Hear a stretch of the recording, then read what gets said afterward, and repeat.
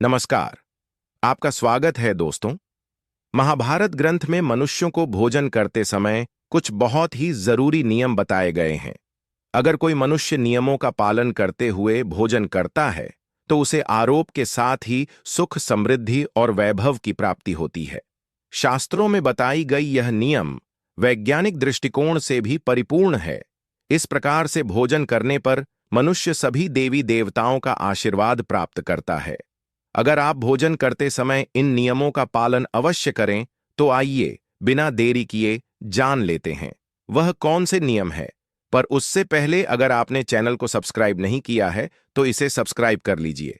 साथ वीडियो को लाइक करना ना भूले। सबसे पहली बात, भोजन करने से पहले 5 अंग, 2 हाथ, 2 पैर और मुख, इनको अच्छी तरह से धोकर ही भोजन करना चाहिए।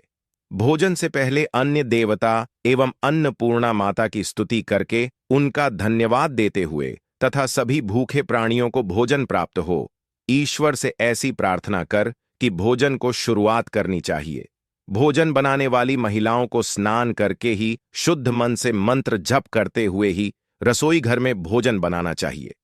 सबसे पहले 3 रोटियां, एक गाय के लिए, एक कुत्ते के लिए और एक को वे के लिए अलग निकाल पर फिर अग्निदेव को भोग लगाकर ही घर वालों को खिलाना चाहिए।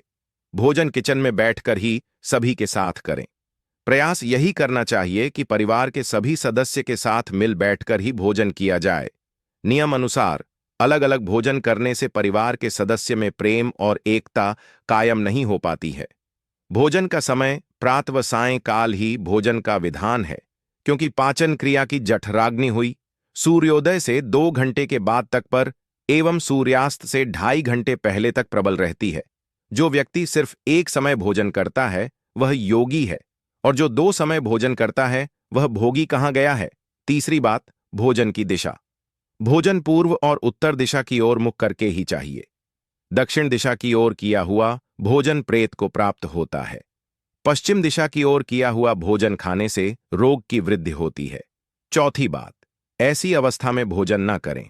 यहां पर बैठकर अर्थात बिस्तर पर बैठकर अपने हाथों पर रखकर है या टूटे फूटे बर्तनों में भोजन कभी करना नहीं चाहिए।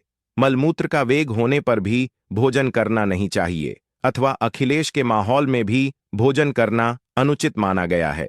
अधिक शोर शराबे के स्थान पर भी भोजन करना उचित नहीं।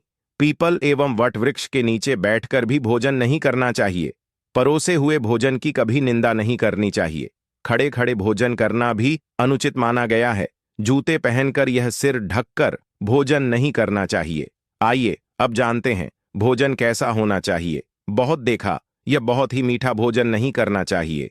किसी के द्वारा छोड़ा हुआ भोजन भी कभी ग्रहण नहीं करना चाहिए। आधा खाया हुआ फल, मिठाइयां आदि फिर से नहीं खानी चाहिए।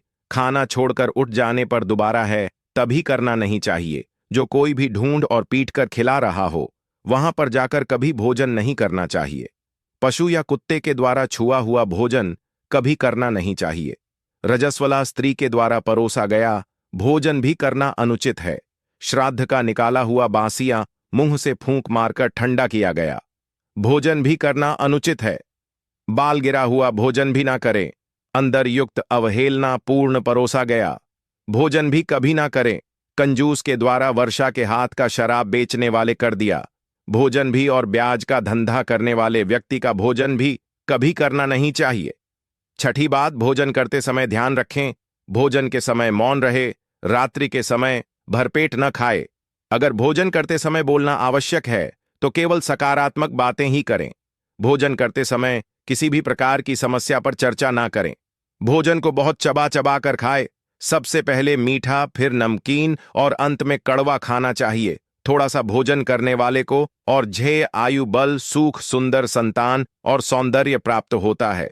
साथ बुद्ध भोजन के पश्चात क्या नहीं करना चाहिए। भोजन के तुरंत बाद पानी या चाय नहीं पीना चाहिए। भोजन के पर 4 घुड़सवारी, दौड़ना, बैठना, शौच आदि प्रकार के कार्य नहीं करने चाहिए। भोजन के बाद क्या करें। भोजन के पश्चात, दिन में भोजन करने के पश्चात टहलना चाहिए और रात्रि के समय 100 कदम टहलकर बाईं करवट में लेटना अथवा वज्रासन में बैठने से भोजन का पाचन अच्छे से होता है। भोजन के घंटे के बाद मीठा दूध एवं फल खाने से भोजन का पाचन अच्छी तरह से होता है। भीष्म पितामह ने अर्जुन को दिया महत्वपूर्ण संदेश में कहा गया है कि जिस थाली को किसी का पैर लग जाए है, उस थाली का त्याग करना चाहिए। ऐसी थाली विस्तार के समान त्याज्य होती है। भीष्म पितामह कहते हैं कि भोजन के दौरान थाली में वाला आने पर उसे वहीं पर छोड़ देना चाहिए। बॉयल आने के बाद भी खाए जाने वाले भोजन से दरिद्रता का सामना करना पड़ सकता कि भोजन पूर्व जिस थाली को कोई लायक कर गया हो, ऐसे भोजन को भी कभी ग्रहण नहीं करना चाहिए। इसे किचन के सामान छोड़ देने वाला समझना चाहिए। बीच में पिता मां ने अर्जुन को बताया कि की थाली में है। भाई भाई भोजन करें तो अमृत के समान हो जाती है। ऐसे भोजन से धन धान्य स्वास्थ्य और लक्ष्मी की वृद्धि होती है।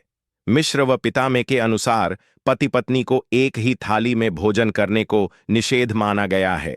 बीच में पिता मां के अनुसार की थाली में पति पत्नी भोजन करते हैं तो ऐसी थाली मादक पदार्थों से भरी मानी जाने वाली होती है। पत्नी को पति के भोजन के उपरांत ही भोजन करना चाहिए। इससे घर में सुख समृद्धि बढ़ती है। तो दोस्तों, यह थे वह महत्वपूर्ण बातें, यह जो महाभारत में बताई गई है।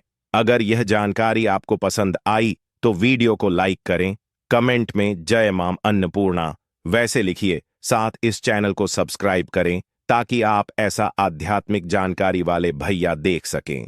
धन्यवाद।